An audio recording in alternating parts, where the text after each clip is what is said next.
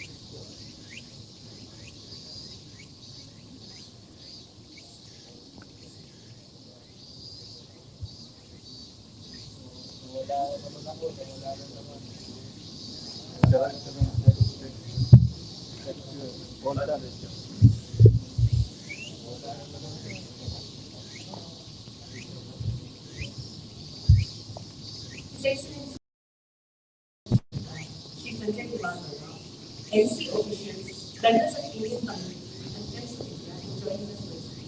A very good morning and a warm welcome to all of you.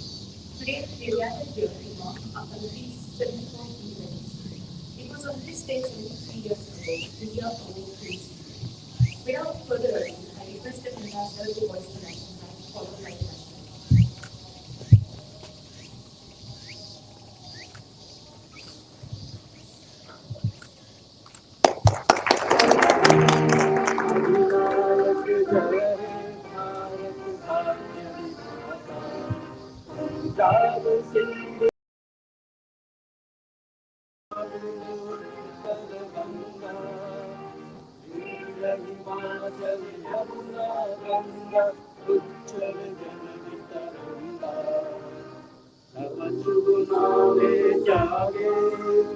तब शुभ आशीष मांगे गाए तब जय गाथा जय जय मंगलदायक जय हे भारत भाग्य विधाता जय हे जय हे जय हे जय जय जय हे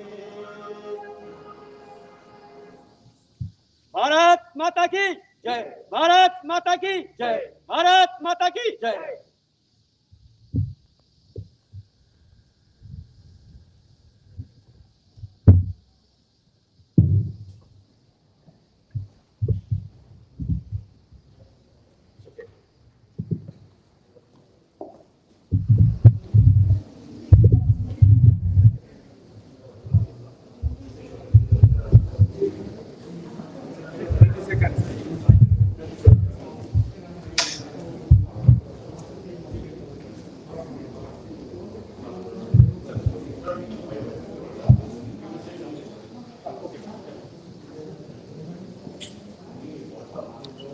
On the eve of the 74th Independence Day, His Excellency the President of India, Shri Ramnath Kovind, addressed the nation. I now request the Ambassador to read the President's address.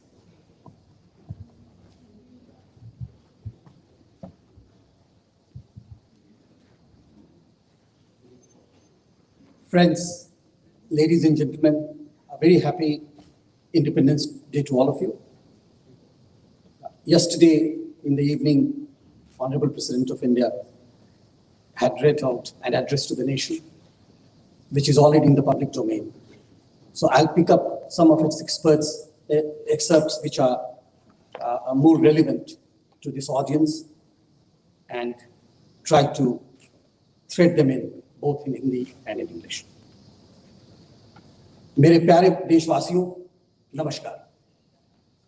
74वें स्वतंत्रता दिवस की पूर्व संध्या पर देश विदेश में रह रहे भारत के सभी लोगों को बहुत बहुत बधाई और ढेर सारी शुभकामनाएं। 15 अगस्त को हम सब तिरंगे को लहराते हुए स्वाधीनता दिवस समारोहों में भाग लेकर और देशभक्ति से भरे गीत सुनकर उत्साह से भर जाते हैं। हमारे युवाओं के लिए यह स्वाधीनता के गौरव को महसूस करने का दिन है। इस अवसर पर हम अपने स्वाधीनता सेनानियों के बलिदान को कृतज्ञता के साथ याद करते हैं। उनके बलिदान के बल पर ही हम सब आज एक स्वाधीन देश के निवासी हैं। Dear fellow citizens, the celebrations of Independence Day this year will be rather restrained. The reason is obvious. The whole world confronts a deadly virus which has disrupted all activities and taken a huge toll.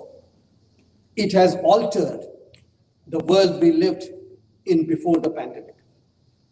It is very reassuring to note that the central government, while anticipating the tremendous challenge, responded effectively and well in time.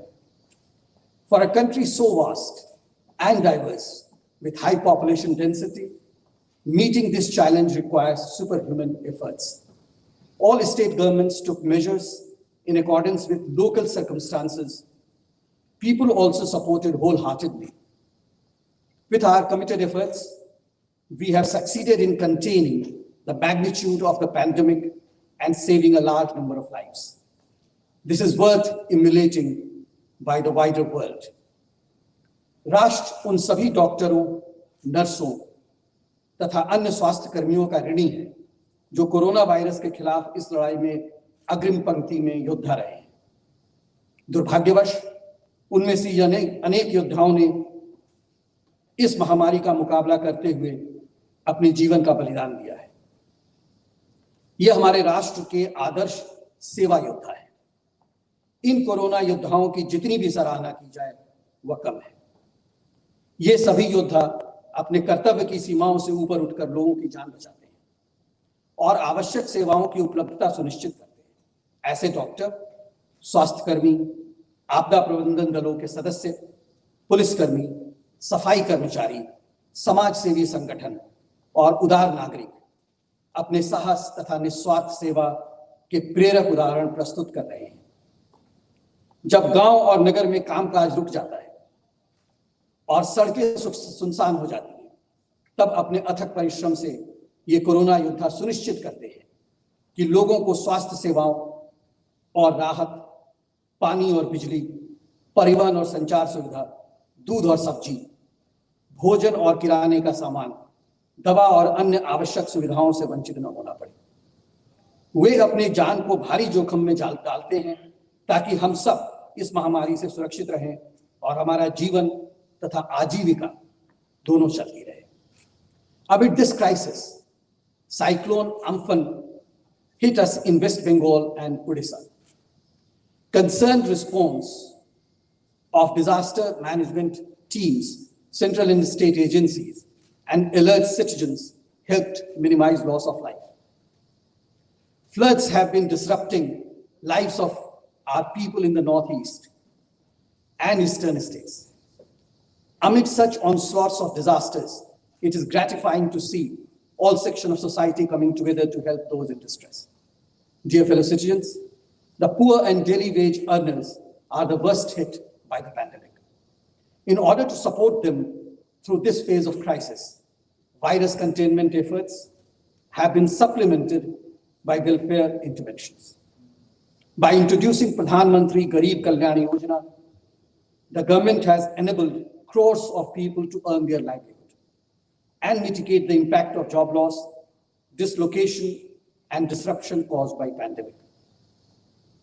The government continues to extend its helping hand through a number of initiatives supported wholeheartedly by the corporate sector, civil society, and citizens. The needy are being given food, grains, so that no family goes hungry.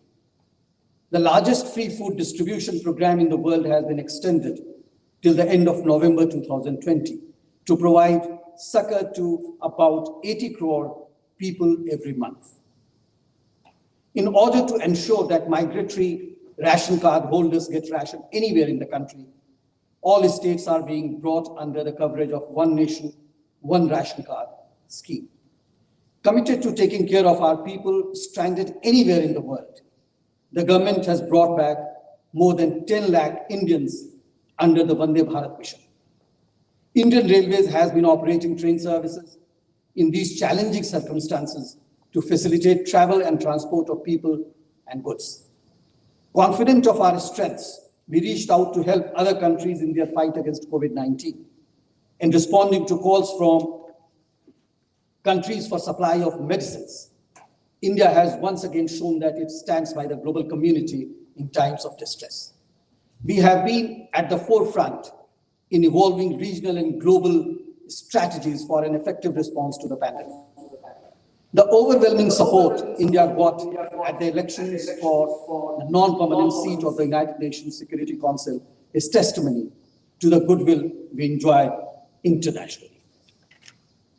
I believe that in the fight against COVID-19, life and livelihood both are essential.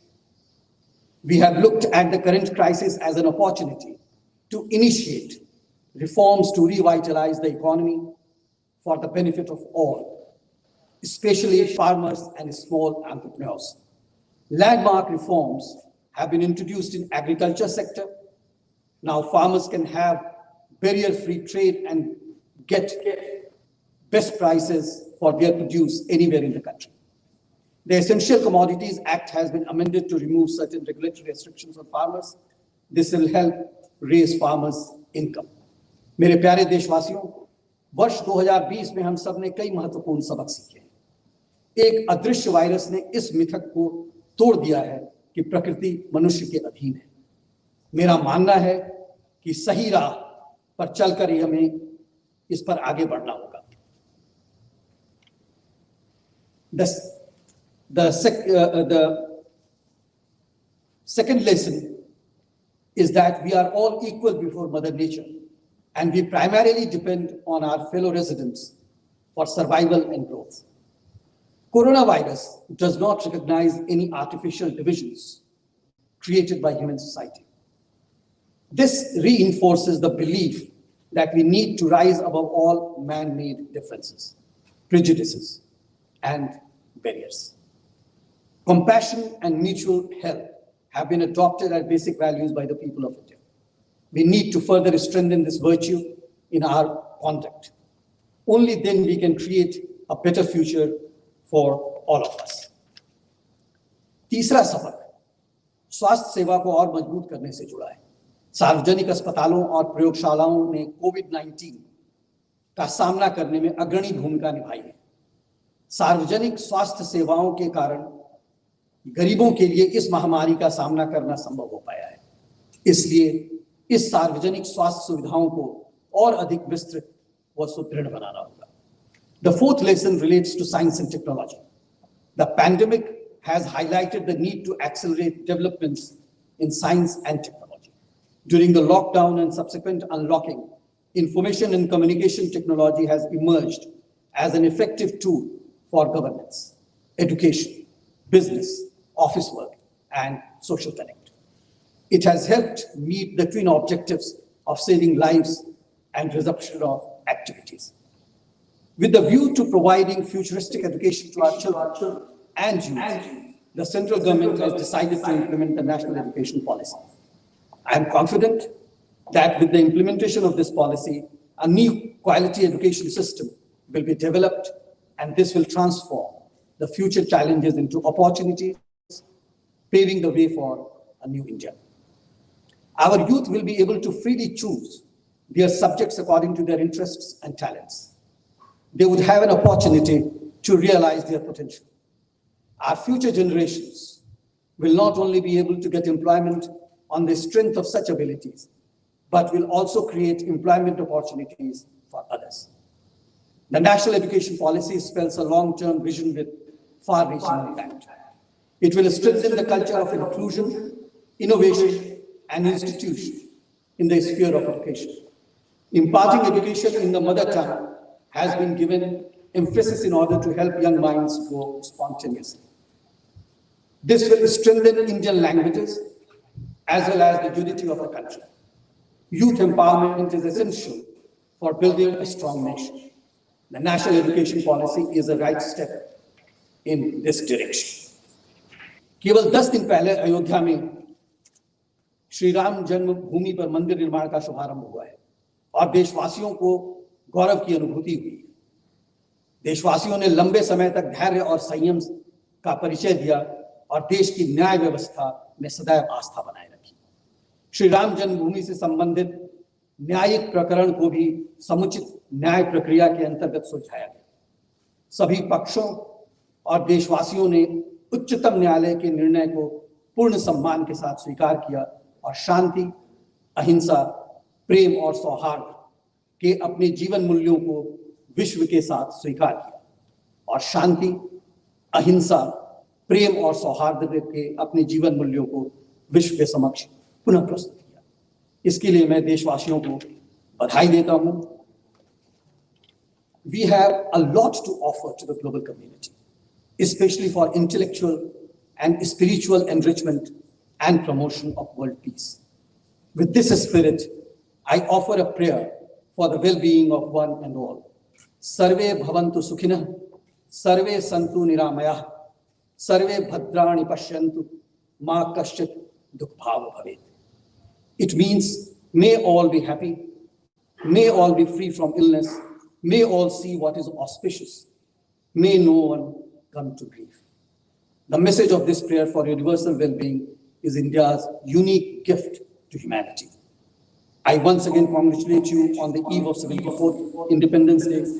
I wish you good health and a bright future. Thank you. Jai Hind. Jai Hind.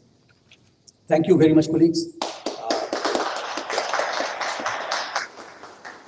Due to restrictions on gathering, we have not been able to get Indian community today who would be watching this event online. And I'm very much thankful to the team which has worked to bring it online on our YouTube channel, which I'm sure will be receiving a large number of views and hits on this occasion. I have received a lot of congratulatory messages from the Indian community, and I just want to relay that to you. It is due to your incessant work that this mission, this embassy has been able to see various successes, and wherever we have not been able to succeed, through discussions with you, we have been able to devise policies and outreaches and initiatives which have been able to help the mission to reach new heights. Thank you very much for that. Thank you, and Jai Hind.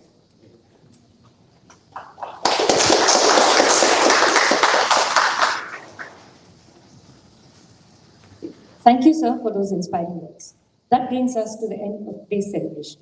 On behalf of the Embassy of India, Tokyo, I express my sincere gratitude to everyone present here, as well as our fellow Indians who have joined us virtually for successfully marking the 74th Independence Day of our country. Thank you, and Jai Hind.